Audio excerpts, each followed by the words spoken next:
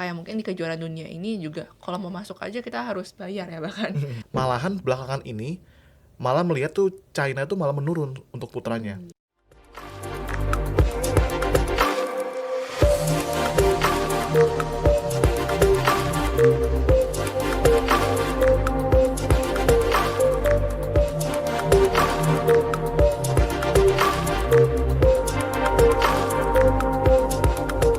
Halo Sobat Gemar, kembali lagi di podcast Gemar Inspirasi. Kali ini kita akan membahas tentang kejuaraan dunia catur. Jadi teman-teman, kita akan bahas nih tentang pertandingannya akan segera berlangsung di Singapura nih. Kali ini kita udah ada narasumber kita, ini ada Daniel dan Christine. Jadi WFN Christine dan FM Daniel ya. Kali ini bersama aku Kartika Rahmadana selaku moderator pada kegiatan podcast kali ini nih.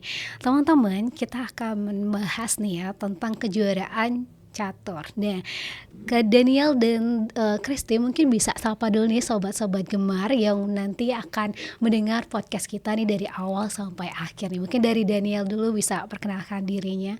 Halo semuanya, saya FM Daniel Hermawan, pecatur yang saat ini membela Provinsi Sumatera Utara.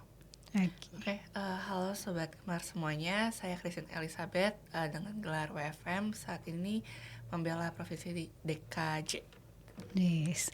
Jadi dari Sumatera dan Jakarta nih ya teman-teman. Jadi kita udah bareng nih sama atlet caturnya sendiri. Dan kita akan bahas tentang kejuaraan catur. Kalau misalkan ketika kan sebenarnya nggak terlalu paham ya tentang catur. Jadi kita sekali ini podcast kali ini akan banyak belajar nih dari Daniel dan Christine sendiri nih teman-teman.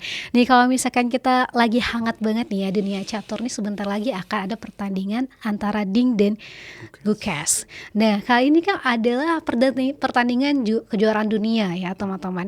Apa sih pertandingan ini tuh jadi lebih menarik nih dibandingkan dengan tahun sebelumnya nih teman-teman? Gimana menurut Daniel dan Christine tersendiri? Dari Daniel nih. Kalau menurut aku sih kali ini tuh yang membedakan adalah karena penantangnya itu adalah Gukes. Dia tuh masih umur 18 tahun ya, masih belasan tahun, terbilang cukup muda. Dan juga kenapa kali ini sangat menarik, satu, juara dunia itu dari Cina. Dan juga penantangnya itu dari India, di mana tuh dua negara ini sama-sama negara yang lagi gencar-gencarnya menghasilkan bibit-bibit pecatur dan juga pecatur-pecatur yang top gitu. Jadi ini kayak ibarat dua negara yang top lagi bertarung gitu untuk merebutkan juara dunia. Yes. Oke, keren nih ya. Kalau dari Kristen sendiri gimana nih? Sebenarnya kurang lebih sama sih karena Gukesnya sih karena masih muda gitu ya. Dan memang negara India sama Cina kan sama-sama negara di Asia ya. Yang mungkin biasanya dulu kejuaraan dunia itu dari Eropa kayak Rusia atau enggak dari US atau enggak dari yang 5 kali berturut-turut itu Magnus Carlsen dari Norway gitu. Tapi kenyataannya sekarang justru dari negara Asia, negara India sama negara Cina gitu. Itu sih. Nah, keren banget ya. Jadi pertandingan ini akan lusa ya kalau nggak salah Daniel. Mulainya lusa. Nah itu di Singapura ya Daniel. Nah ini keren banget teman-teman. Jadi kita penasaran juga ya. Kita akan ngulik nih kira-kira gimana sih biografi dari petanding kita nih di kejuaraan dunia ini. Nah kalau misalnya kita lihat ya, kakak udah baca juga nih ya sebelumnya artikel tentang Ding ini sama Gukes. Ding ini kan kalau nggak salah umurnya udah 30-an ya. Kalau misalkan Gukes ini baru belasan lah gitu. Dan ini keren banget. Jadi kayak yang pasti jadi sorotan banget nih Gukes nih ya karena masih belasan nih. Nah menurut teman-teman sendiri apa sih yang menjadi faktor nih si Gukesnya ini jadi sorotan sendiri, terus jadi kekuatan utama dari masing-masing petanding ini untuk sampai ke tingkat kejuaraan dunia? Kalau Gukesnya sendiri ya, maksudnya dia itu masih muda itu pasti dia lagi fokus-fokusnya ya, pengen mencetak sejarah, pengen melampaui rekor-rekor sebelumnya. Jadi dari track record dia beberapa turnamen juga dia betul menunjukkan bagaimana dia tuh benar-benar ulet gitu dalam menjalani satu pertandingan. Ya menurut aku tuh akan benar-benar menjadi faktor yang plus dibandingkan Ding Liren. Dimana Ding Liren udah umur 30-an ya kan, sudah bilang sudah cukup tua lah dalam karir atletnya. Ya mungkin dia juga dalam segi kefokusan dan juga tekad tuh pasti akan berkurang, jauh berkurang dibandingkan dengan Gukes, mungkin itu.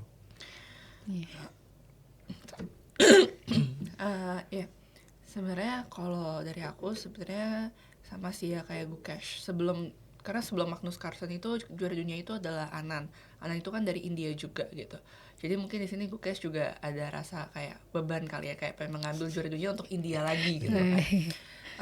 Dan memang bisa dilihat Gukesh ini dalam setahun 2 tahun terakhir itu sangat pesat peningkatannya gitu. Memang nggak disangka-sangka lah Gukesh ini bisa menjadi penantang dunia yang memang dalam sejarah ini paling termuda di dalam sejarah penantang kejuaraan dunia. Wah, jadi dia benar-benar dalam sejarah jadi yang termuda ya teman-teman. Wah, ini penasaran banget ya teman-teman, kok bisa nih ya seorang yang pasti perlu proses yang panjang banget untuk bisa sampai di kejuaraan dunia seperti ini, apalagi masih belasan juga gitu. Kita tahu di setiap pertandingan tuh pasti ada tekanan tersendiri ya teman-teman, entah itu pertandingan apapun itu, apalagi ini kejuaraan dunia. Gimana sih kalau misalkan teman-teman kan juga atlet gitu ya, gimana sih menurut teman-teman persiapan mental atau mungkin teknik dan strategi ataupun taktik yang memang harus seorang pejuang kejuaraan dunia ini harus lakukan gitu untuk sampai di titik ini sendiri? Kalau untuk mental sih pasti dibutuhkan menurut saya sih teman-teman yang mendukung ya, mensupport ya, karena terkadang kalau kita nggak punya lingkungan yang bagus untuk mensupport tuh ya susah juga. Nah tapi kalau masalah strategis itu, setahu saya dalam kejuaraan dunia ini biasanya tuh teman-teman orang-orang yang mengikuti tuh ada skondannya. Contoh kayak yang lalu itu ada skondannya si Ian itu ada 4 Grandmaster yang benar-benar untuk mensupport dia, mempersiapkan dia untuk secara strategi dan tekniknya gitu. Kalau mental sih ya lingkungan yang mensupport dan juga diri kita sendiri kan, kita punya motivasi yang kuat, mungkin seperti itu. Oke. Kurang lebih juga sama. Emang waktu itu juga Magnus Carlsen juga punya skondan ya, kayak beberapa Grandmaster ya, mungkin teman-teman dekatnya kali ya bisa dibilang, yang membantu dalam persiapan secara mental maupun secara skill ya juga gitu. Karena walaupun mungkin dulu Magnus Carlsen kan sampai sekarang juga bisa dibilang ya paling secara rating juga paling tinggi dan bisa bilang paling jago lah gitu, tapi tetap membutuhkan pandangan-pandangan dari teman-teman lain, Grandmaster lain yang teman-temannya dia yang dikatakan itu skondan, untuk membantu dia dalam persiapan kejuaraan dunia gitu. Dan setahu saya juga untuk perkara mental kayak untuk kejuaraan dunia tahun ini, Ding Liren juga kalau nggak salah udah meminta bantuan secara psikologis gitu kepada psikolog, bantuan untuk membantu dia secara mental menghadapi kejuaraan dunia, karena kan kejuaraan dunia ini sengit banget ya gitu. Dan memakan secara mental pasti akan capek, dan secara fisik pun mungkin juga akan capek karena dia panjang gitu, ada 14 babak kan, dan ini lawannya cuma satu gitu. Biasanya kan kalau turnamen catur yang lain lawannya mungkin banyak, tapi kali ini lawannya tuh benar-benar cuma satu, jadi kayak duel match ya kan, bisa dibilang duel tarung yang pasti menguras energi dan mental banget sih. Oke, itu keren banget nih ya. Mungkin 14 babak berarti benar-benar sendiri gitu ya. Biasanya kalau misalnya kalian tuh ada juga yang bertim, biasanya kalau misalnya kakak lihat kayak gitu ya. Berarti kalau misalkan untuk kejuaraan dunia sendiri itu lombanya ada per satu babak itu biasanya ada waktunya juga nggak sih, Tin sama Deni? Iya, jadi kan kejuaraan dunia ini mungkin kita bahas dikit ya, itu dimulainya itu 25 Desember itu November. 25 November sampai 13 Desember di tahun ini, dipanjangkan itu hampir sebulan gitu. Dia tuh di tengah-tengah itu memang ada istirahat ya, 4 kali kalau nggak salah istirahatnya. Itu kebetulan mainnya itu di Singapura, di Resort Sentosa gitu. Biasanya mungkin mainnya agak jauhan, tapi kali ini bisa dekat sama Indonesia gitu kan. 14 babak, jadi ya yang 7,5 poin pertama udah pasti menang kan, karena 14 babak. Untuk time controlnya itu dia catur yang paling lama, tapi ini agak berbeda gitu dari yang biasanya. Karena kan kalau biasanya catur klasik itu kita dikasih waktu 90 menit atau 1 jam 30 menit. Nah, ada increment 30 detik. Increment itu jadi kita setiap kali ngelangkah pencet jam akan nambah 30 detik gitu. Tapi kejuaraan dunia kali ini formatnya tuh selalu berbeda emang dari catur biasanya. Jadi dia pertama itu 120 menit. 120 menit itu tanpa increment sama sekali, itu untuk 40 langkah pertama gitu. Nanti kalau udah 40 langkah jamnya itu akan nambah sendiri, itu akan nambah 60 menit.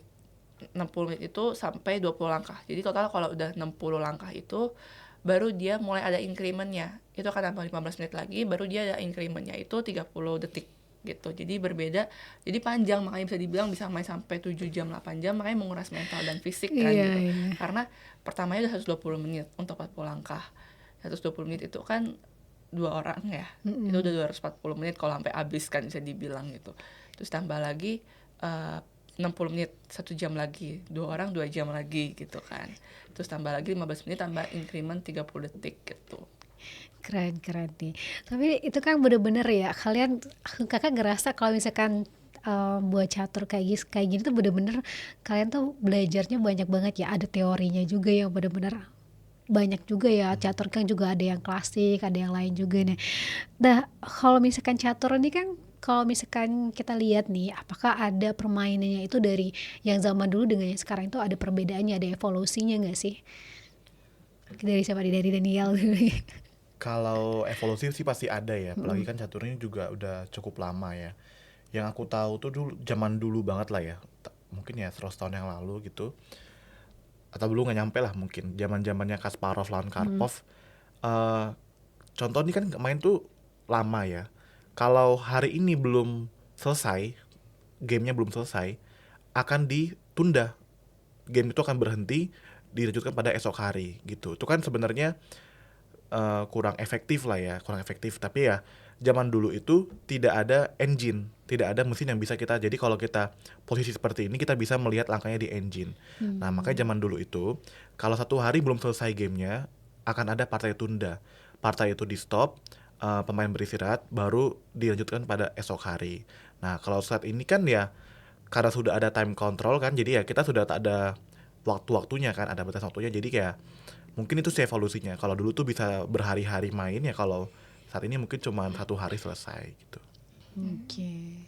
Ya, kalau dari aku sih pasti ada perkembangannya ya, pasti. Maksudnya dari dulu sampai sekarang itu nggak mungkin catur cuman gitu-gitu aja gitu. Biasanya kan juga ada teori ya atau opening gitu. Kadang kita juga sebut namanya novelty gitu. Novelty itu ya agak sedikit berbeda lah dari opening teori yang seharusnya gitu. Ya biasanya sih novelty itu ditemukan sama game-game super ya, karena kan mereka yang udah jago yang bisa bedain sedikit tapi langkahnya nggak jelek gitu, langkahnya masih bagus gitu.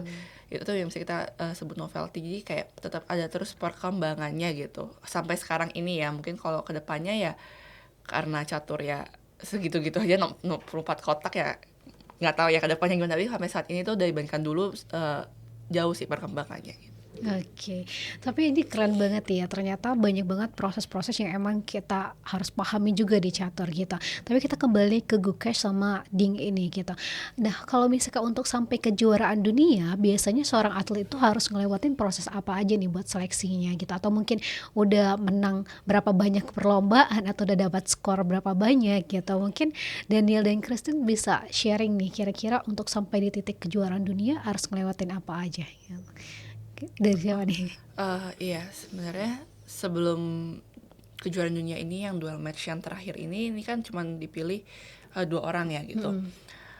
Untuk bisa terpilih ini gitu, sebenarnya ada sekitar 5 opsi lah ya. Jadi kayak dia awalnya tuh ada namanya turnamen kandidat. Turnamen kandidat ini ada sekitar 8 orang dan itu bisa terpilih dari berbagai bentuk kejuaraan ataupun rating gitu kan, karena di catur juga ada rating.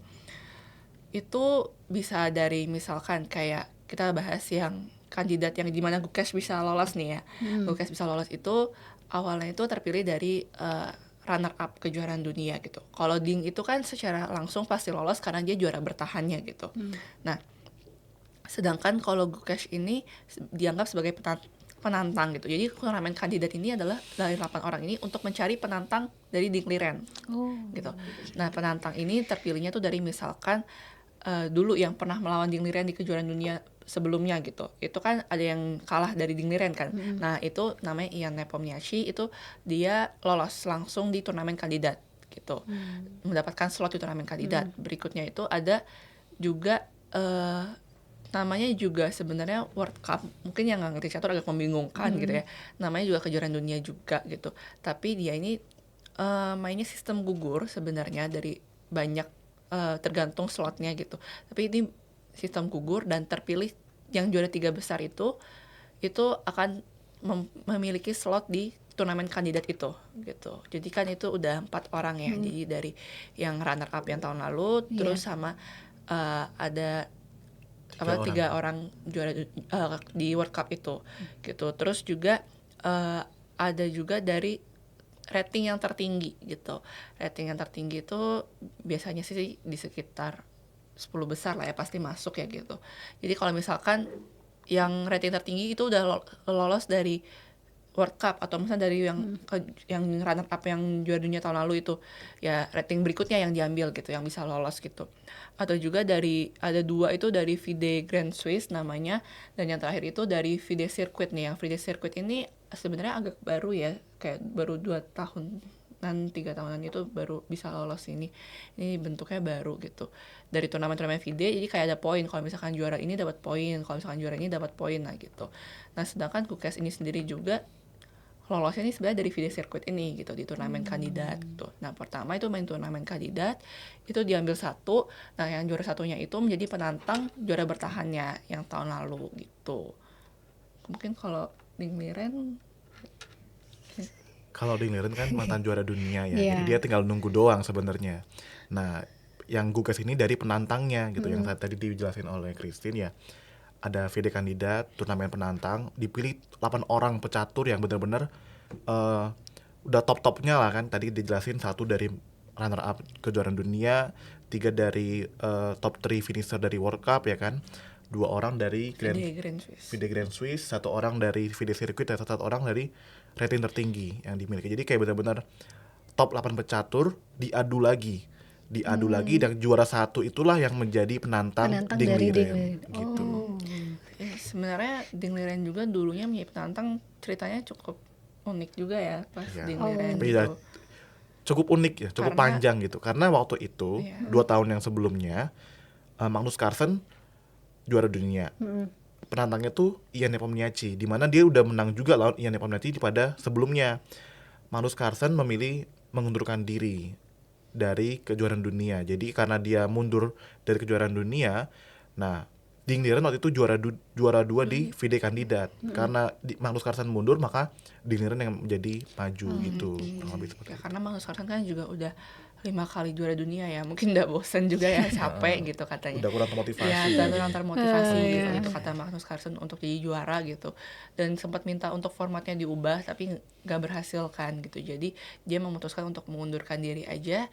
Jadi yang juara 1, karena lawannya tetap sama, lawannya tetap Ian Nepomniachtchi, sedangkan dia lawan Ian Nepomniachtchi itu udah pernah menang tahun lalu gitu. Jadi waktu itu di turnamen kandidat ya juara 1-nya Ian Nepomniachtchi lagi, dan juara 2-nya itu Ding Liren gitu. Makanya Ding Liren bisa berhasil untuk menjadi penantang lah gitu istilahnya di kejuaraan dunia, dan ternyata yang menang itu saat itu adalah Ding Liren di kejuaraan dunia. Kan ini main klasik itu waktu itu sebenarnya skornya seri gitu, tapi menang di tie break gitu, di rapidnya Ding Liren melawan Ian Nepomniachtchi, makanya dia bisa mendapatkan title juara dunia gitu. Titlenya juara dunia. Kalau juara dunia itu gelarnya apa tuh teman-teman? World Champion. Dia tuh biasanya tuh ada WCH gitu tulisan tambahannya. Oh gitu. Nah kalau misalkan Christine kan WFM, kalau Daniel kan FM. Nah itu kalau misalkan catur sendiri ada gelar-gelar apa aja sih buat atlet? Kalau secara lokal nasional ada 2, Master Percasi MP, dan kedua tuh Master Nasional. Kalau yang diakui secara internasional tuh ada 4 ya. Pertama tuh kandidat Master, terus kedua tuh FIDE Master, ketiga International Master, yang keempat paling tinggi adalah Grand Master. Nah paling itu. Kalau yang jadi juara dunia sih pasti biasanya udah Grand Master ya gitu. Dan biasanya juga kita sebutnya Grand Master Super, itu biasanya yang ratingnya di atas 2.700 gitu. Ya kalau udah bisa juara dunia ya pasti Grand Master Super sih. Itu keren banget ya teman-teman. Itu karena ini yang pastinya, jadi kalau misalnya kita lihat ya sejarahnya udah Daniel dan Christine udah sharing juga tadi ya, itu perjalanannya udah panjang banget nih. Ding sendiri pun udah, kalau kata Daniel mah sebenarnya Oh, bosen usianya kali. udah banyak ya, apalagi yang jadinya Gukes nih yang benar-benar jadinya orang kayak, wah ini penantang baru, masih muda, terus langsung kayak lawannya langsung ding gitu ya. Nah, kita akan sharing lagi nih sama teman-teman sendiri. Tapi kalau misalkan kita lihat nih ya, kalau misalkan Cina dan India nih jadinya, kenapa sih itu jadi bener-bener dilirik banget nih sama dunia gitu, apalagi kalau misalkan untuk catur sendiri. Emang seperti apa sih Cina dan India ini di dunia olahraga sendiri?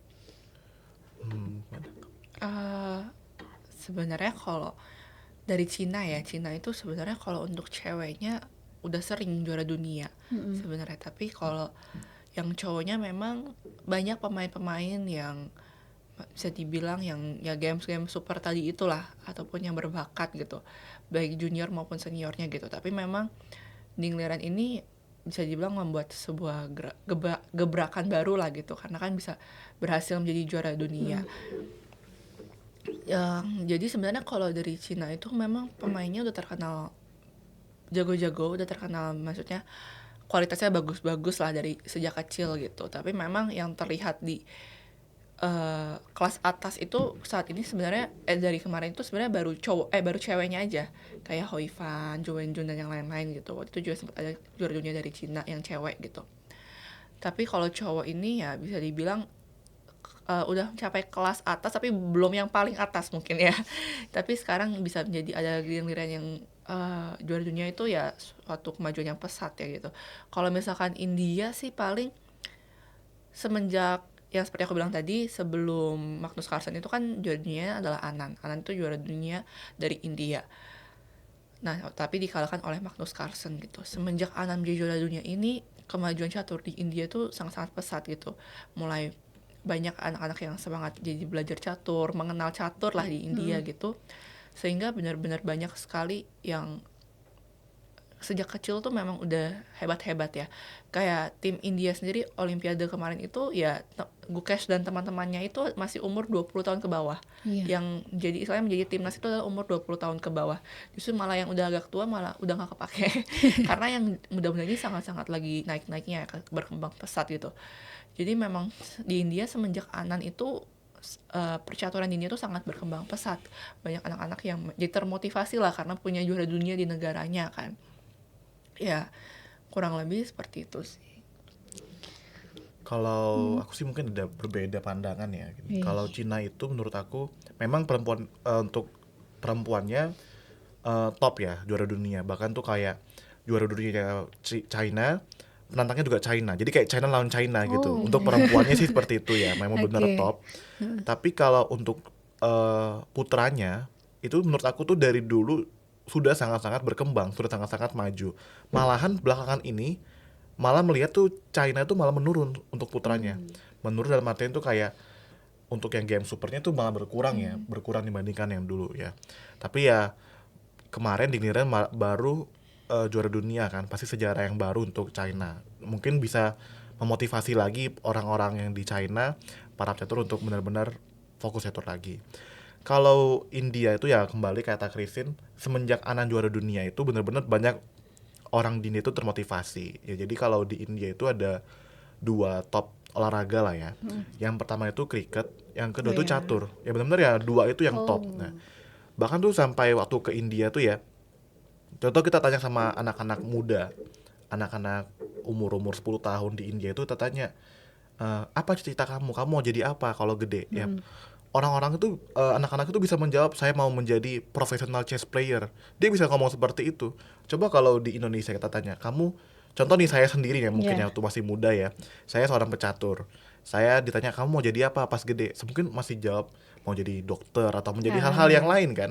Tapi kalau di India sendiri tuh kita tanya kamu mau jadi apa gede nanti? Saya mau jadi professional chess player. Jadi benar-benar kayak dari kecil tuh udah ya gimana ya udah benar-benar fokusnya maksimal sih menurut saya di India itu ya, menjadikan India itu top dalam percaturan saat ini gitu. Nah, itu jadi dari Daniel dan Christine aku juga jadi sempat baca-baca juga ya. Tapi emang kalau misalkan dari India dan lain sebagainya itu kebanyakan anak kecil itu udah dididik untuk bisa fokus gitu, untuk paham dia mimpinya kemana, arah tujuannya untuk berjuang tuh kemana.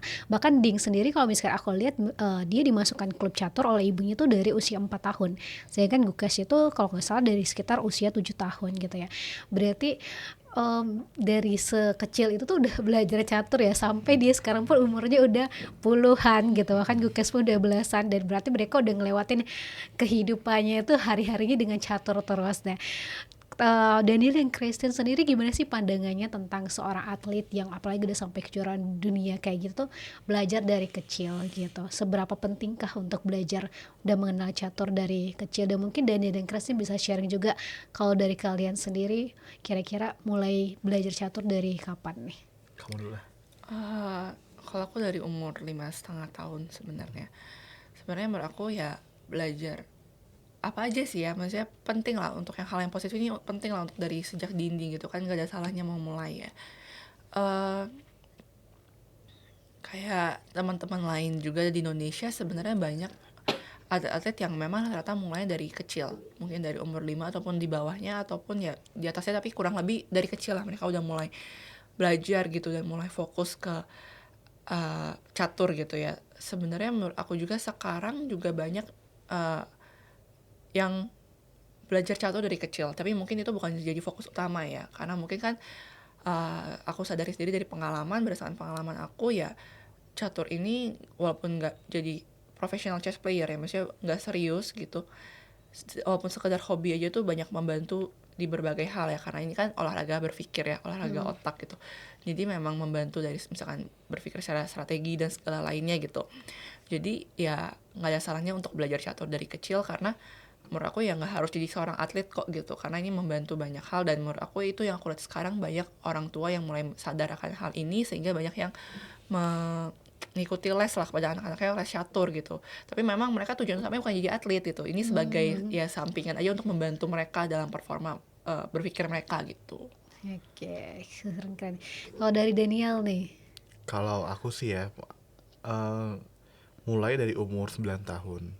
Tapi aku nggak tahu ya, maksudnya dari olahraga lain atau dari cabang-cabang yang lain ya. Kan sekarang teknologi itu maju. Kita nggak tahu apa orang-orang tuh harus mulai dari kecil atau enggak. Karena kan sekarang dalam tempo setahun orang bisa jago juga ya.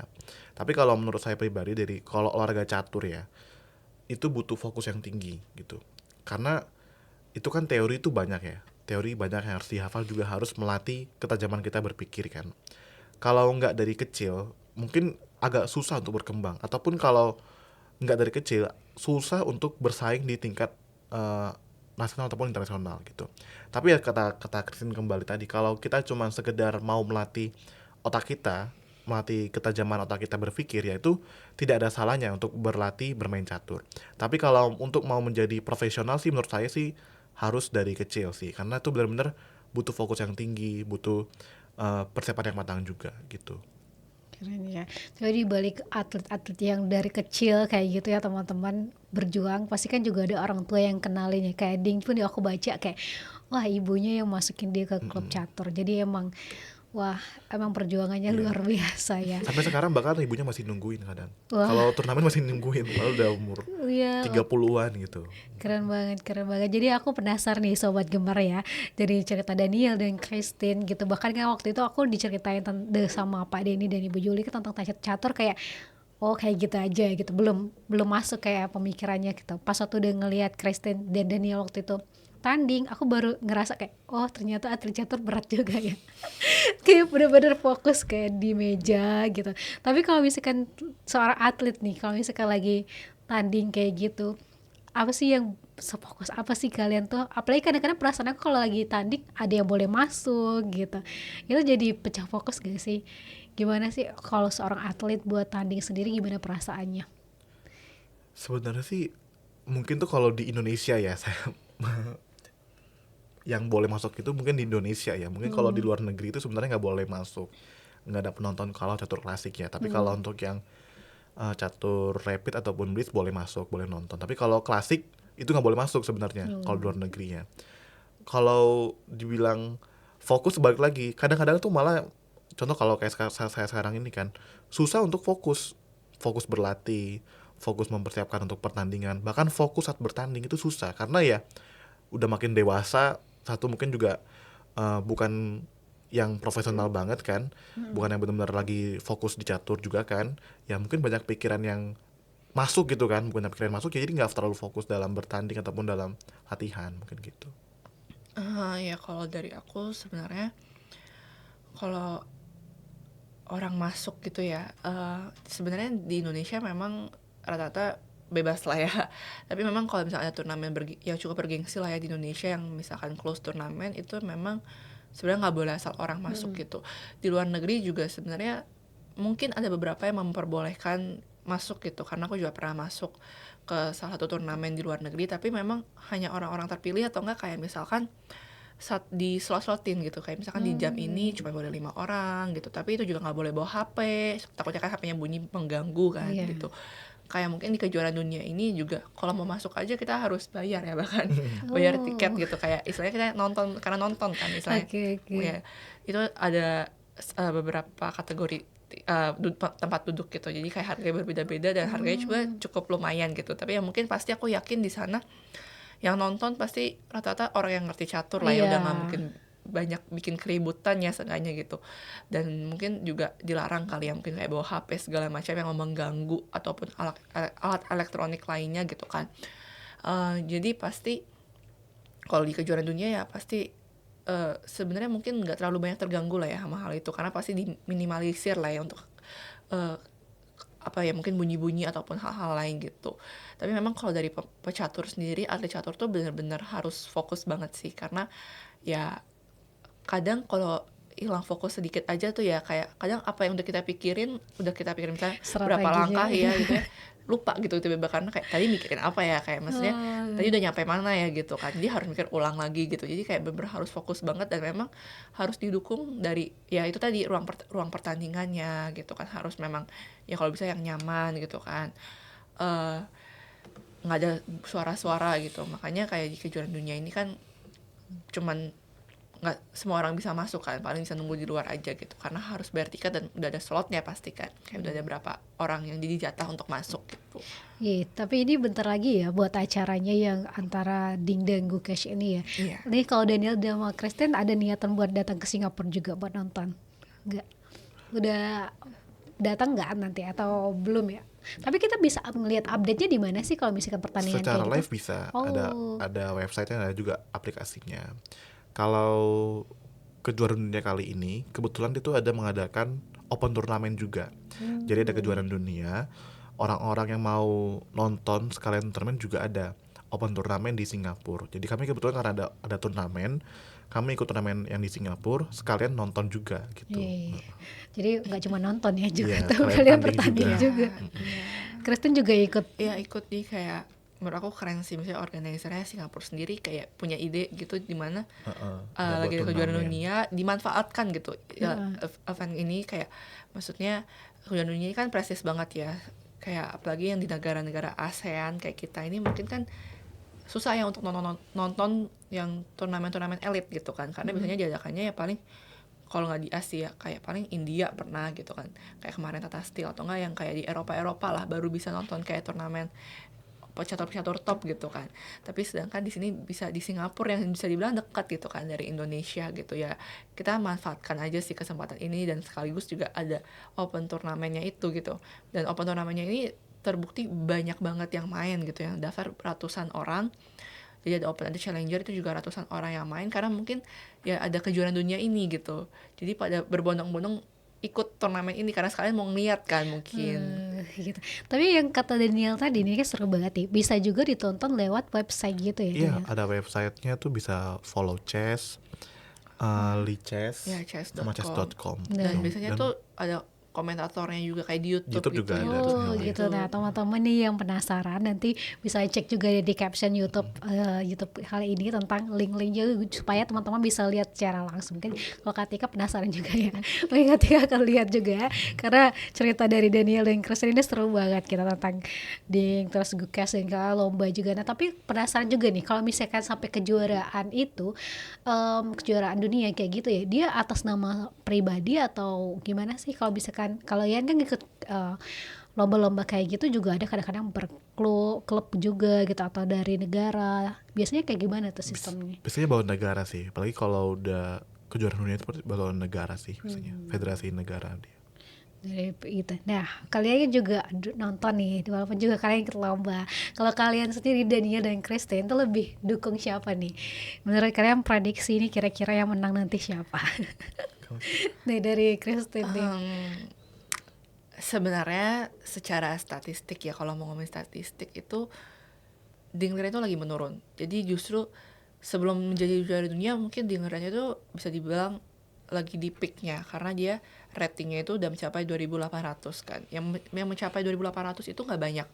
Sampai sekarang itu cuman berapa gitu aku lupa ya, tapi itu nggak banyak. Dan yang berhasil bertahan pun nggak banyak. Yang berhasil bertahan itu paling cuma Magnus Carlsen. Jadi Magnus Carlsen tuh bener-bener ya 2.800 paling nomor satunya dunia lah gitu secara rating ya, paling tinggi gitu. Tapi banyak yang udah nyampe 2.800 nggak lama turun lagi dari 2.800 ini ratingnya gitu. Dan Ding juga seperti itu gitu, karena dulu Ding itu ngikutin yang video kandidat yang tadi itu untuk jadi untuk jadi kandidatnya itu dia berdasarkan rating tertinggi. Dan rating tertinggi dia itu 2.816 ya kalau nggak salah itu. Tapi sekarang semenjak di juara dunia malah menurun performanya. Secara statistik performanya itu menurun, bahkan udah kelempar dari 10 besar dunia secara rating. Bahkan 20 besar juga kayaknya udah kelempar deh. Dimana rating itu 2.720-an lah kalau nggak salah. Ya udah turun hampir 100 ya gitu. Jarang banget ya kalau di game super itu udah turun dari 100 tuh susah gitu. Karena dia turunnya misalnya dikit-dikit kan kalau turun. Ini udah turun dari 100 gitu. Jadi udah banyak banget turunnya. Memang kalau ngomongin performa berbanding terbalik sama Gukesh. Gukesh itu lagi naiknya dan bahkan kemarin udah hampir 2.800 juga, walaupun sempat turun lagi sekarang, tapi dikit aja, masih 2.780-an kalau nggak salah. Tapi dulu itu udah 2.790-an, jadi udah dikit lagi 2.800 kan. Dan di tim India sendiri itu baru juara Olimpiade juga ya. Dan Gukesh juga itu menampilkan performa terbaik di sana karena dia juga dapat papan terbaik juga di Olimpiade itu baru banget. Dan bahkan kemarin itu Cina itu sempat lawan India dan meja satunya itu dan Gukesh itu bisa ketemu Ding Liren, tapi Ding Liren itu memutuskan untuk tidak bermain saat itu, mungkin untuk menjaga ini kali ya, strategi kali ya. Jadi kemarin di Olimpiade dua-duanya main tapi dan bertemu gitu, tapi Ding Liren memutuskan untuk nggak bermain gitu kan. Jadi kalau ngomongin performa sebenarnya memang bisa dilihat Gukesh ya. Tapi menurut aku balik lagi ini masalah kayak balik lagi mental gitu kan. Karena Ding ini udah pernah nih mengalami hal seperti ini, udah pernah ngerti berapa capeknya ini, berapa menguras fisiknya dan mentalnya di turnamen seperti ini kan gitu. Aku mungkin lebih prediksinya sebenarnya Ding kali ya, karena dia menurut aku lebih siap aja gitu. Dan walaupun performanya menurun ya, menurut aku ini akan jadi comeback-nya dia gitu kan di kejuaraan dunia ini gitu.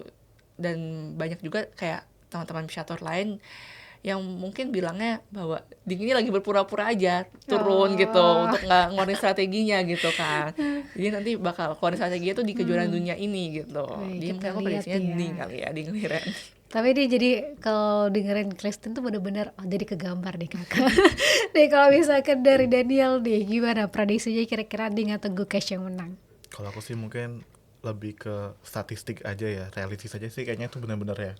Dibilang tadi terbalik, sangat terbalik. Kayak Gukesh tuh bener-bener lagi di puncak performanya, sementara Ding tuh kayak lagi bener-bener turun drastis 1 tahun 2 tahun belakangan ini gitu. Jadi kayak kalau aku sih ya mungkin Gukesh sih, karena dia masih muda, bener-bener lagi pengen menunjukkan kelasnya gitu kan, pengen on fire, pengen bener-bener naik ke puncak setinggi mungkin gitu, kurang lebih seperti itu. Jadi kayak aku mungkin lebih milih Gukesh. Yes. Jadi ini ada tim Ding sama Gukesh nih teman-teman. Jadi teman-teman sobat Gemar kira-kira punya prediksi siapa nih yang akan menang nih ya, Ding atau Gukesh? Jadi teman-teman bisa chat di kolom komentar kira-kira teman-teman dukung siapa nih. Tapi ini keren banget, jadi kakak agak kegambar nih ya teman-teman, yang kita mungkin teman sobat gamer kan gak semuanya tentang atlet catur gitu ya, termasuk Atika pun juga bukan atlet catur. Jadi tapi dari penjelasan Daniel dan Kristen itu jadinya kegambar ternyata dunia catur tuh seperti itu gitu. Dan ada skor-skornya juga, dia naik dia turun, itu biasanya diakibatkan oleh apa ya teman-teman? Itu ada rating. Contoh kita nih L rating 2700 ya. Kita bertemu lawan, bilanglah sama-sama 2700. Kalau kita menang ada plus sekian gitu. Kalau kita remis mungkin kan karena sama-sama ratingnya 2700, nol, nggak berkurang kan kalau draw.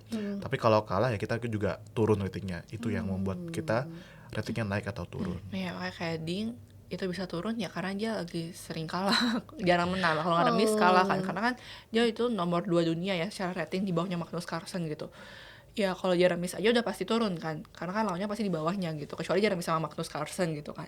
Tapi ini rata-rata dia remis sama bawahnya ataupun bahkan kalah sama bawahnya, yang menyebabkan ya dia ini ratingnya turun terus gitu. Oh gitu. Tapi itu kita kan setiap kayak misalnya Daniel dan Kristen kan sering ikut lomba-lomba gitu, itu akan naikin skor kita sendiri atau gimana, atau buat pengalaman aja ya?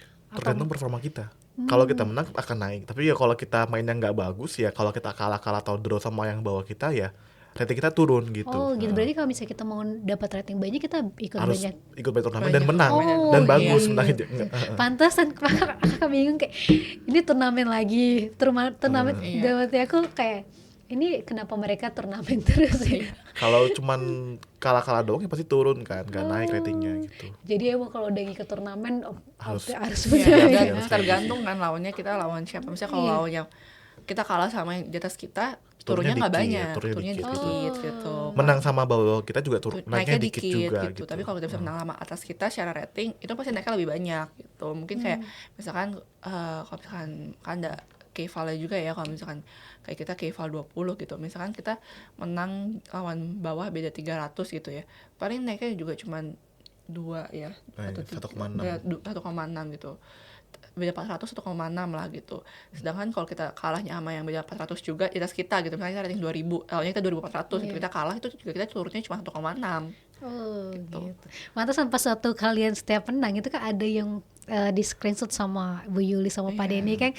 Iya, ada gelarnya dan namanya, terus ada rating. Makanya pas waktu mau bikin story, ya gitu, pas waktu bikin story di Gemar, ini yang lihatnya yang mana ya? Agak bingung juga ya. Ini lihatnya skornya yang mana? Ini yang skornya Mami yang dilihat. Oh bukan, gak usah dipikirin itu kan nggak ngerti. Oh jadi, tapi kita bisa lihat rating orang. Bisa, itu terdaftar semua. Naik turunnya pun terdaftar, kayak misalnya kita minus berapapun itu terdaftar, terhitung semua di website videonya itu ada gitu. Karena kan kita punya kayak istilahnya kita punya nick lah ya, gitu kayak video ID kita punya nick itu bisa kita lihat di situ sesuai video ID kita itu. Tapi supaya atlet buat masuk ke datanya ke situ, biasanya dia udah ngelewatin proses apa aja nih? Maksudnya apa dia ikut turnamen apa dulu supaya dia masuk kecatat kalau dia pernah ikut lomba ini, terus ratingnya bisa ke record gitu? Kalau mau buat video ID doang ya tanpa main bisa, itu mungkin keluar 5 euro atau berapa euro gitu, aku lupa. Pokoknya kalau rupiah itu 170.000 lah gitu kan, berapa euro kurang tahu. Tapi kalau kita main di turnamen internasional dan sudah main 9 kali dengan orang yang berating ya, itu akan ada video ID-nya sendiri. Dan juga ada rating kita. Sekarang 5 kali. 5 kali ya? Evolusi lagi berarti ya? Kalau dulu 9, sekarang 5 kali. Sekarang 5 kali kalau nggak salah gitu. Jadi jadi atlet juga harus update informasi ya teman-teman. 5 kali lawan yang berating di turnamen federating ya. Karena gini, kalau di Indonesia itu sendiri itu jarang turnamen federated itu. Jadi kayak dia punya rating nasional. Oh gitu. Jadi beda lagi kalau rating nasional. Tapi kan ini yang kita bahas adalah rating internasional ya, yang dipakai seluruh dunia gitu. Dan memang seharusnya pakainya rating internasional ini sih yang terukur lah ya gitu. Oh berarti kalau misalkan kalian nih jadi atlet kan kalian juga nasional dan internasional toh berarti jatuhnya karena kalian ikut Ya, oh berarti kalian juga ada terdata skor secara nasional dan juga Ada iya, internasional itu beda. ada. oh beda Eh, lagi. Kalau misalkan nasional berarti terdatanya di mana tuh? eh, Ada di website Percasi. Casinya Oh sih. di Percasi. Dan teman-teman nih yang penasaran dengan informasi berkaitan dengan ini bisa banget ya nanti Daniel dan Kristen juga share linknya supaya nanti kita bisa belajar bareng-bareng di YouTube ini supaya teman-teman yang mungkin kalau misalkan ada orang tuanya yang nonton jadi termotivasi juga untuk bisa masukin anaknya ke klub juga klub catur dengan lihat gimana sih rating dan lain sebagainya gitu. Tapi berarti kalau misalnya kita udah mau lomba, kita bisa tahu gak sih lawan kita tuh siapa? Misalnya kayak kalian ke Singapura sekarang gitu. Tergantung ya, tapi kalau rata-rata tuh turnamen yang big ya, big turnamen tuh eh, mungkin dari 2 bulan sebelumnya tuh sudah ada list player, ya kan? List playernya tuh di chess result udah ada siapa yang udah daftar, siapa yang udah join turnamen tuh udah ada listnya. Tapi mungkin untuk beberapa turnamen itu baru dikeluarin listnya tuh mungkin 2 hari sebelumnya ya kali ya. Ya, atau kadang Tergantung hari gitu. Atau hanya hari-harinya juga gitu. bisa baru Itu dikeluarin gitu. turnamen Heeh. inilah ya, maksudnya bukan turnamen besar lah ya gitu. Karena kalau misalkan turnamen yang kayak game super yang elite itu kan kita ngomongnya biasanya close turnamen ya. Maksudnya kalau open turnamen itu kan siapa aja boleh ikut. Kalau Iya. close turnamen itu biasanya pemain undangan gitu. Kalau pemain undangan kan mungkin kita udah tahu lah ya siapa yang diundang gitu kan. Oke. Tapi kalau open turnamennya ini yang agak susah nih gitu. Tapi kayak misalkan turnamen Singapura besok ini open ini udah ada dari lama nama listnya gitu, siapa aja gitu. Tapi kan ini masih suka berubah ya karena mungkin ada yang nggak jadi main ataupun ada yang masuk lagi namanya baru Iya. kan gitu. Belum bisa ketebak kita babak ini lawan siapa gitu kan. Tapi biasanya hari H itu udah akan ada babak satu lawan siapa gitu. Dan kalau babak satu udah pada selesai semua itu akan langsung update. Kalau misalkan kita kalah yang biasanya ketemu orang yang kalah juga kan yang poinnya sama gitu kan kurang lebih. Itu misalnya selesai malam gitu. Main besok babak 2 besok paginya gitu. Malam itu biasanya udah langsung terupdate. Nah, itulah waktu kita untuk prepare untuk melawan babak 2 itu gitu. Tapi itu langsung update-nya cepat ya karena kan kalau misalnya kalian lagi lomba kayak gitu aku biasanya liatin ibu-ibu tuh langsung ngeliat rating kayak gitu. Iya, Langsung langsung terupdate terupdate sih. sih. Kalau misalnya udah selesai langsung terupdate. Tapi ya kalau pairing itu kan harus tunggu semua selesai ya. Kalau misalnya ada 300 orang yang main ya harus ya berarti kan 150 meja gitu ya. Iya. 150 meja itu selesai baru bisa terupdate kan. Karena baru Oke, kan kita oke. bisa lawan siapa gitu. Keren. Berarti kalau misalkan kejuaraan dunia nih berarti langsung hitung rating juga ya? Kalau kejuaraan dunia ini juga hitung rating pastinya. Gukesh Hamading ini hitung rating juga gitu. Ih, keren nih. Jadi teman-teman makin paham ya tentang catur nih kalau misalkan Daniel dan Kristen juga udah sharing banyak hal gitu. Nah tapi ini nih menurut teman-teman nih apa sih yang menjadi motivasi teman-teman untuk bisa berproses sampai belasan tahun nih kalau misalkan Daniel dan Kristen kayak apalagi sama lah kalau misalnya kayak bilang Gukesh juga udah belasan tahun. Nah biasanya apa sih yang menjadi motivasi seorang atlet untuk bisa sampai di tingkat juara dunia seperti itu atau mungkin teman-teman udah sampai di PON dan lain sebagainya? Oh, Lirik. Oke. Mungkin kalau aku sih kayak selama masih bisa berprestasi aja sih ya. Maksudnya ya mungkin di posisi aku sekarang aja mungkin kan masih banyak yang dikorbankan juga lah ya. Maksudnya kayak secara waktu lah ya mungkin bisa dibilang pas kecil gitu. Ya apalagi yang udah sekelas Gukesh dan Ding gitu. Mungkin kalau aku sekarang ya karena masih bisa berprestasi makanya ya masih terus lanjut gitu. Tapi mungkin menurut aku kalau udah sekelas Gukesh sama Ding itu ya memang menurut aku ya hidup mereka ini udah dicatur sih gitu. Kayak mereka udah sehari-hari seputar hidupnya ya catur aja gitu. Ya dan itu yang mereka sukai dan mereka lakukan dan udah jadi pekerjaan mereka gitu. Kalau itu kan udah jadi professional chess player itu udah jadi pekerjaan kan, pekerjaan utama gitu. Ya pastinya akan terus lanjut gitu kalau orang-orang yang memang hidupnya udah bener full di catur gitu kan. Ya paling menurut aku kayak gitu sih. Oke, jadi benar-benar berjuang banget ya Tin. Kalau dari Daniel nih, Ya kalau saya sendiri ya, karena emang dari kecil tuh ya balik lagi dari kecil udah bener-bener termotivasi, sudah fokus untuk latihan catur, untuk benar-benar menggeluti catur ini kan. Jadi ya membuat sampai sekarang itu bisa fokus ya karena dari kecil udah benar-benar fokus gitu.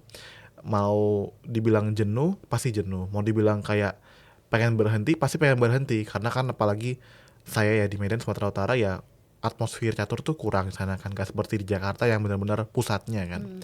Mau dibilang berhenti main catur juga ada, pas saya pengen berhenti main catur, tapi ya balik lagi udah cinta catur, udah kayak pengen, kadang-kadang tuh kalau nggak main catur kayaknya bosen apa malah jadi kayak Gatel gitu kan. gatel tangan kita main catur itu, jadi kayak balik lagi ya, ya udahlah, kan juga kita kalau mau turnamen nggak mungkin nggak persiapan kan, Iya. mau nggak mau kita harus latihan, harus persiapan ya, ya udahlah, mau nggak mau kita harus persiapan, harus bener-bener bosen ya kita latihan juga ya, kayak gitu sih mungkin. Tapi ini keren lah jadi atlet catur. Waktu itu kan Kakak sempat juga waktu itu nginep sama Alifah. Afifah, salah desa. Afifah ini dia bener-bener pas waktu mau turnamen pun juga sampai sebelum tidur pun latihan pakai yang catur online gitu loh. Wah, gue bilang kayak keren banget nih. Jadi pemikiran mereka sebelum kalau udah turnamen tuh bener-bener catur Iya, terus ya. harus. Sampai online pun juga latihan catur-catur. Iya, kalau udah mau turnamen biasanya yang lain dia kita singkirkan dulu sih gitu. Mungkin kalau masih sekolah ya kayak ulangan-ulangan ujian, PR segala macam ya disingkirkan dulu sih gitu. Jadi benar-benar fokus Iya, banget. fokus dulu apalagi kalau udah mau pertandingan kan gitu. Nah, itu teman-temannya buat berprestasi di satu bidang yang benar-benar jadi expert kita, itu pasti banyak hal yang kita akhirnya perjuangkan dan emang harus kita ya mengorbankan banyak hal juga untuk bisa sampai di titik seperti Daniel dan Kristen ini, apalagi buat Dean dan Gukesh ya. Nah tapi teman-teman, aku kan kalau Katika nih baru baca-baca itu kan kayak semalam dan emang di-share juga sama Pak Denny gitu ya. Aku bilang gini, pas satu podcast kayaknya ini catur nih, Tika harus belajar dulu. Dan langsung kayak gitu, kayak oke, pas satu dilihat kakak kaget tuh Gukesh nih, kayak wah dia kelahiran 2006 ternyata. Iya. Itu langsung kayak ya satu lagi kelahiran 1992. Jadi pas satu lihat, wah ini bener-bener latihannya kayaknya kuat banget nih ya. Tapi jadinya kakak kan baru paham dua atlet doang nih ya. Mungkin habis ini bakal searching juga atlet-atlet yang lain gitu. Tapi kalau misalkan Daniel dan Kristen punya idola sendiri nggak di dunia catur, siapa gitu? Kamu dulu deh. Aku sebenarnya kalau dari cewek lebih ke Hoi Fan sih ya. Hoi Fan juga ini sebenarnya kurang lebih kayak Magnus Carlsen sih ya, bisa dibilang di cewek, tapi ya kalau misalkan di cowok nih. Kalau Fan ini kayak di cewek, dia dari Cina gitu. Dia tuh juara dunia juga gitu. Ya sebenarnya di masa ini dan akhir-akhir ini lah ya, kemarin itu dia kayak nomor satunya cewek di dunia ini gitu.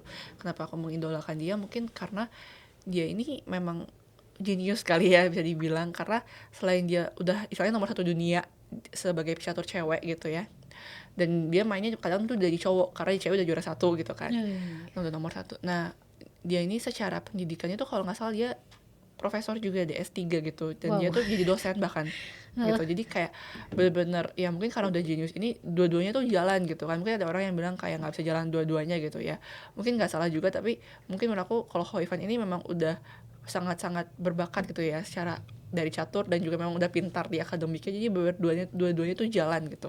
Makanya aku memang ya mengidolakannya tuh dia sih gitu. Keren.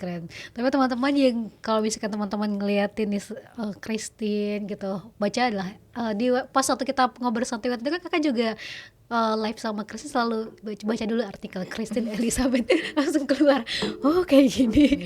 Jadi emang akademik Christine pun juga tetap difokuskan juga gitu. Jadi enggak benar-benar talk catur terus kayak gitu. Jadi itu pilihan teman-teman sendiri, tapi yang pasti apa yang jadi pilihan teman-teman harus dipertanggungjawabkan itu gitu. balik-balik ke pilihan masing-masing. Nah kalau misalkan Daniel nih, kalau Daniel siapa? Kalau aku sih mungkin kalau dulu kecil mengidolakan tuh Garry Kasparov ya. Dia tuh pecatur dari Rusia yang superior. Pada masanya juga dia tuh sering mengeluarkan langkah-langkah yang brilian.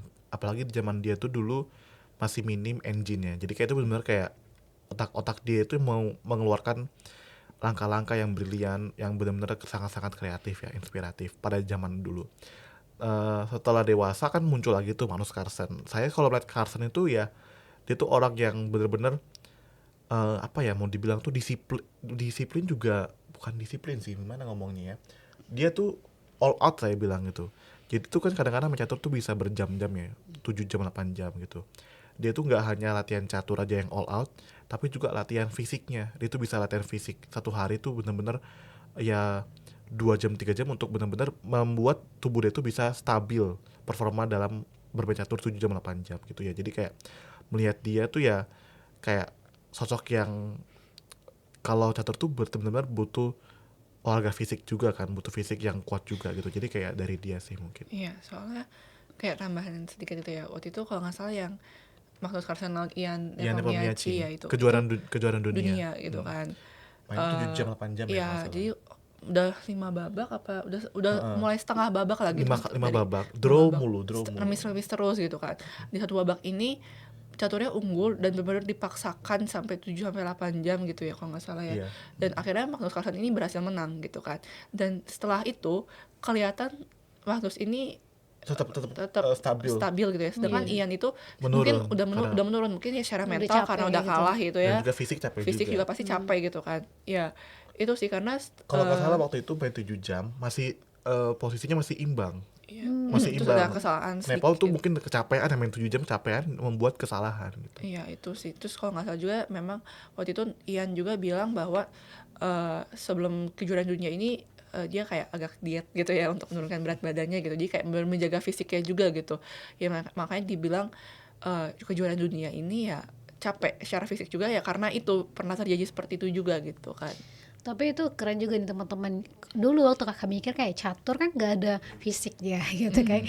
Jadi pas satu sharing tuh sama Bu Yuli kayak kenapa Christine kan suka update ya status Christine lari, jadi sebelum ini pun lari ada tes fisik juga gitu, nggak cuman kalau kita lihat kan ya udah catur cuma di meja doang gitu, tapi jadi atlet catur juga ada tes buat kesehatan gitu juga ya, lari, Iya, persiapan iya. dan lain sebagainya Karena kayak gitu. kalau bisa bilang kayak kita main mungkin kalau di Indonesia kali atau level-level kita kalau yang catur klasik ini bisa 3 sampai 4 jam lah ya, atau kadang bisa 5 jam lah paling lama gitu. Bayangin aja kayak kalian semua di sekolah 5 jam mikir terus gitu kan. Pasti capek kan. Ya itulah atlet catur gitu loh. Duduk 4 ya mungkin bisa berdiri lah beberapa kali kan, tapi kalau misalnya main 4 jam 3 sampai 5 jam gitu mikir terus otak kita gitu. Dan itu kalau di Indonesia bisa sehari 2 kali 2 babak kan. Jadi kayak pagi sama sore Pagi sama sore. gitu 10 ya. jam ini. Ya gitu. Bayangin aja coba kalau di sekolah aja lah, bayangin mungkin kan di sekolah Perbandingannya mikir tuh ya gitu. kadang tuh kalau normal aku tuh pagi tuh aktivitas kan, siang juga kadang-kadang tuh nge-gym sorenya gitu. Malamnya tuh kadang-kadang masih kayak susah tidur gitu, kayak masih ada energi lah gitu istilahnya untuk ya ngapain masih bisa gitu malamnya.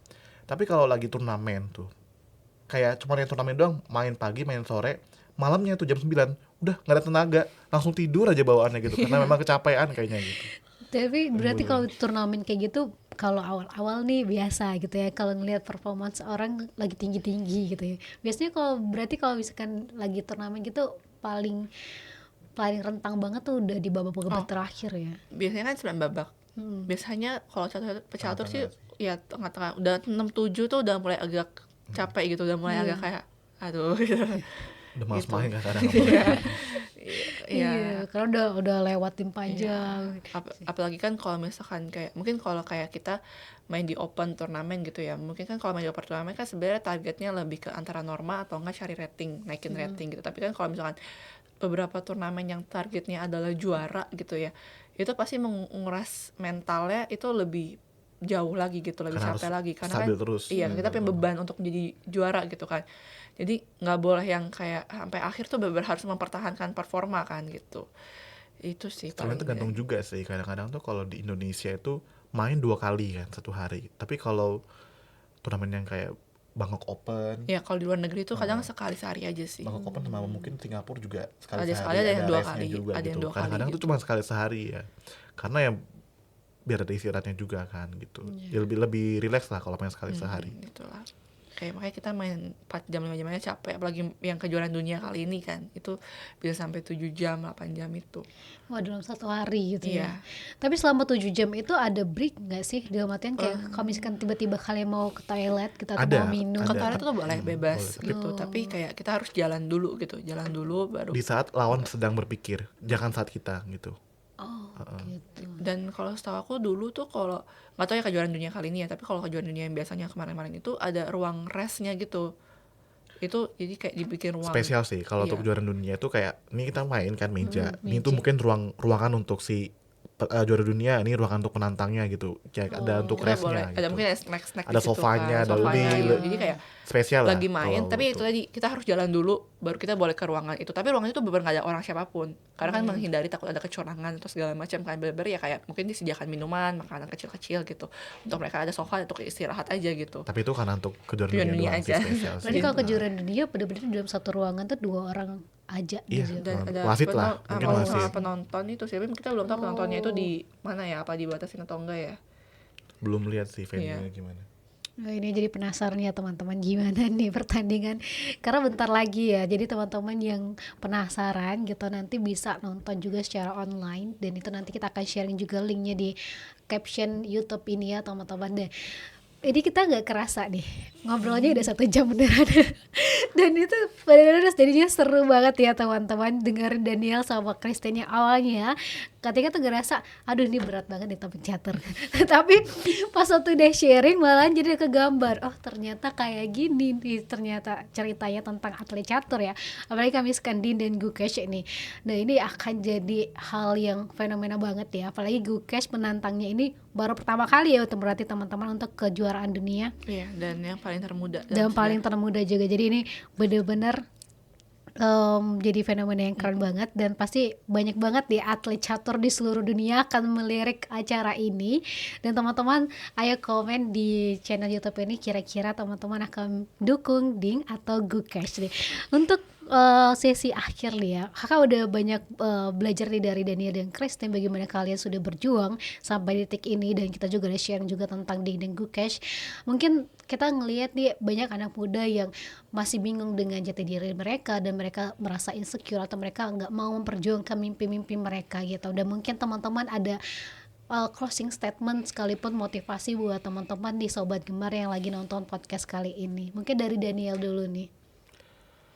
Eh, Kalau aku sih ya, catur ini kan bukan olahraga yang di Indonesia ini ya, maksudnya kurang populer ya kan. Mungkin juga untuk menjadikan catur sebagai apa namanya pekerjaan itu ya kita harus benar-benar top 1 ataupun kayak benar-benar ya top 10-nya lah Iya, minimal. masuk Minimal timnas masuk lah top, ya. masuk timnas top 10 ya, baru bisa dikatakan sebagai pekerjaan atau bisa menjadi hidup kita gitu kan. Tapi kalau teman-teman mau belajar catur, mau pengen jadi yang number one ataupun top player ya, tidak ada salahnya asalkan punya motivasi yang kuat dan juga ya benar-benar fokus gitu, ulet dalam menjalani mimpi itu gitu. Karena emang kalau saya pribadi ya gak gampang gitu, apalagi kalau di daerah ya. Kalau di Jakarta mungkin atmosfernya tinggi ya, kalau daerah itu kadang-kadang kayak lu jago tapi ya lu cuma sendiri gitu, mungkin juga pengurusnya kurang mengurusin gitu kan, kurang mewadahi ya, mungkin jadi susah untuk menjadikan catur sebagai pekerjaan ataupun penghidupan kita.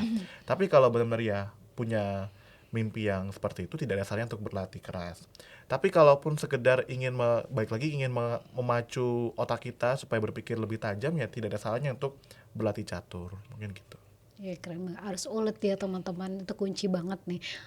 Kalau kali Daniel ya kita, soalnya kakak juga Sumatera ya, jadi kita emang jauh banget nih kalau misalnya ke fasilitas Sumatera sama di Pusat ya emang kerasa banget teman-teman. Jadi teman-teman yang dari daerah juga mungkin mau merantau juga kayaknya seru juga gitu. Dan Daniel kan walaupun di Sumatera dia juga sering ke Jakarta dan ikut perlombaan internasional, itu uletnya kerasa ya. Nah kalau dari Kristen nih apa nih closing statementnya? Ya sebenarnya kurang lebih sama sih ya Kak. Kayak ini nggak cuma dalam hal catur ya, mau apapun ya semuanya mungkin pasti nggak gampang gitu ya, butuh kerja keras gitu, benar-benar butuh, mungkin juga banyak yang kayak waktu dikorbankan atau segala macam gitu. Tapi untuk jadi atlet catur sendiri, berdasarkan pengalamanku ya, kalau memang dari kecil ya memang banyak waktu yang terbuang untuk catur gitu kan. Tapi sesuai apa yang kita tabur apa yang kita panen juga gitu lah istilahnya. Ya memang balik lagi nggak ada salahnya untuk coba dulu aja gitu, nggak cuma di catur, coba semua hal yang positif yang membangun itu nggak ada salahnya gitu. Ya mungkin nanti kita setelah coba-coba kita bisa pilih mana yang paling kita sukai dan bisa kita lakukan gitu ya, untuk menjadi suatu pekerjaan ataupun jadi karir kita gitu bisa dibilang.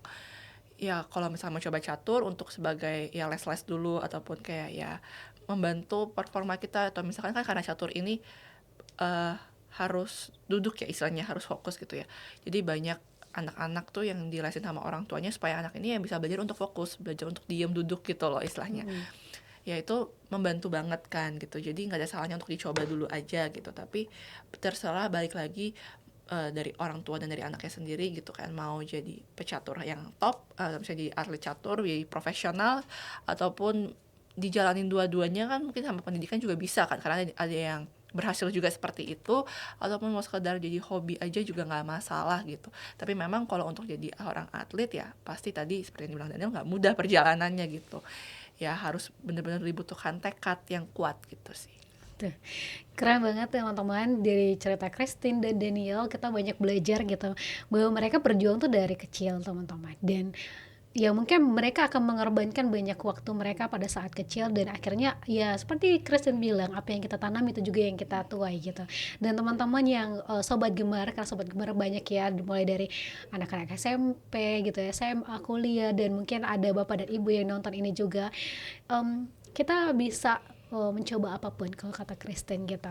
Jadi teman-teman jangan ngerasa insecure. Kalau misalnya teman-teman belum paham jati diri teman-teman di mana, ayo kita mulai ya love yourself lah gitu. Nanti pasti akan ada jalannya sendiri. Jadi teman-teman, podcastnya kita akhiri sampai di sini ya teman-teman, karena kita akan ada nih podcast selanjutnya di channel YouTube-nya Deni Widya CBC, dan pastinya teman-teman jangan lupa untuk subscribe channel YouTube kita, dan forget to like, share, dan komen. Dan teman-teman di sini ada Gemar Generasi Emas Berkarya, teman-teman juga bisa follow Instagram kita di @generasi_emas_berkarya, karena kita akan update terus untuk podcast inspirasi. Nah ini pasti akan banyak sekali memberikan pengetahuan untuk anak muda terutama ya. Jadi teman-teman, aku Kartika pamit undur diri, sampai jumpa di podcast selanjutnya. Terima kasih Daniel dan Christine. Terima kasih. Bye sobat gemar.